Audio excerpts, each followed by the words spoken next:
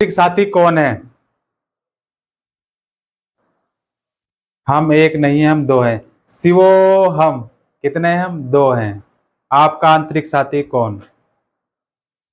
देखो, हर छोटा बदलाव बड़ी सफलता का कारण होता है, इसलिए परिवर्तन से भयभीत नहीं होना चाहिए।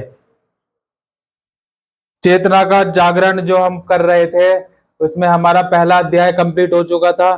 क्या था? आपके मस्तिष्क की आवाज। तो आप एक नहीं है, आप क्या है? दो हैं। ये आप जान चुके हैं, है ना? नहीं जाना है तो फेसबुक पे भी देख सकते हैं, आप यूट्यूब पे भी देख सकते हैं ना।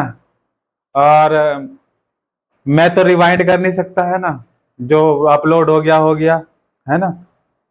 मैं तो उसको और अच्छे तरीके से और बता सकता।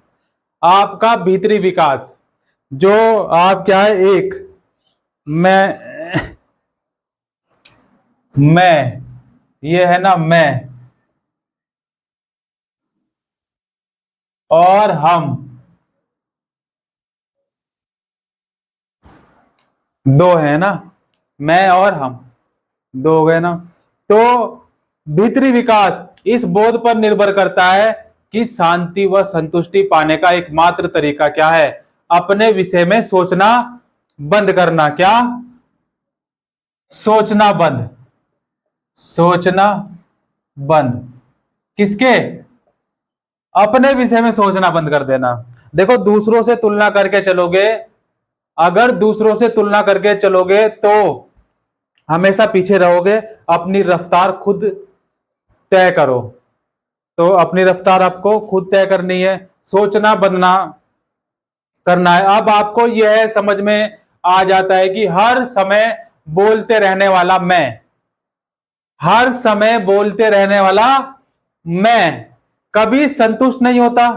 तो आपका विकास आरंभ हो जाता है और उस मैं को हमेशा किसी ना किसी के साथ समस्या होती रहती है। ईमानदारी से सोचिए कि पिछली बार ऐसा कब हुआ था कि आप किसी भी बात से परेशान नहीं थे? सोच के देखो जरा, क्या पिछली बार ऐसा कब हुआ था कि आप किसी भी बात से परेशान नहीं थे? हुआ कभी ऐसा? देखो, वर्तमान में हो रही समस्या से पहले आपको कोई समस्या नहीं थी, ठीक है? अगर आप समझदार हैं तो आप जान पाएंगे कि इस समस्या के बाद कोई अन्य समस्या पैदा हो जाएगी। भाई, कोई भी समस्या, एक एक्स वाई जेड कोई समस्या है, ठीक है ना? अब ये समस्या कंप्लीट हो गई तो इसकी क्या गारंटी कि अगली समस्या नहीं आएगी? एक समस्या आएगी, दूसरी समस्या, एक समस्या आई, खत्म हुई, दूसरी समस्या आ गई। मुद्दे की बात यह है कि आप समस्याओं से पूरी तरह तब तक छुटकारा नहीं पा सकते जब तक अपने भीतर रहने वाले उस मैं से मुक्त नहीं हो जाते। उस मैं से क्या हो? मुक्त नहीं हो जाते। मैं से मुक्त होना है भाई, सबसे पहली बात क्या? मैं से मुक्त होना है। जिससे ये सारी समस्याएं होती हैं जब भी आपको कोई परेशानी हो।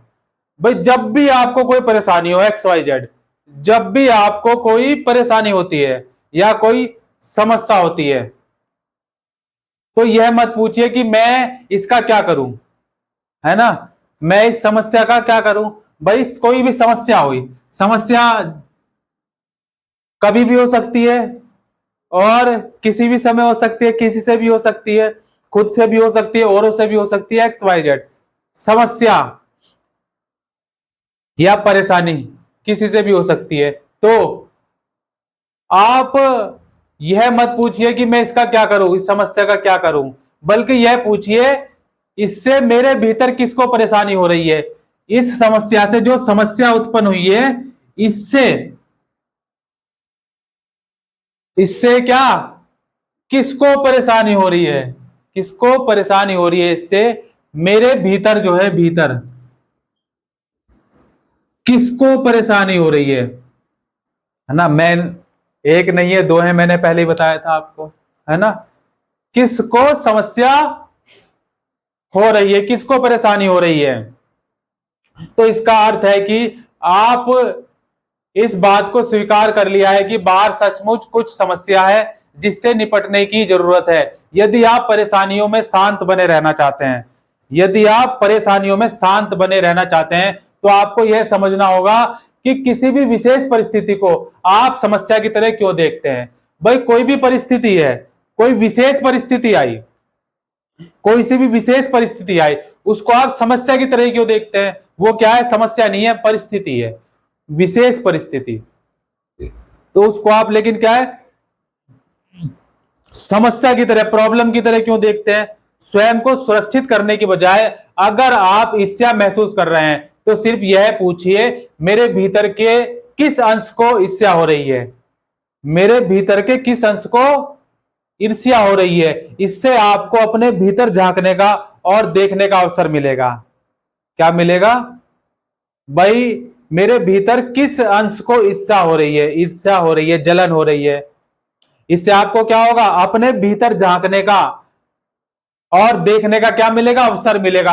आपको भीतर एक ऐसा अंश है जिसे ईर्ष्या से अशांति महसूस होती है। क्या होती है, अशांति महसूस होती है, ठीक है ना। क्या होती है बच्चे, हाँ,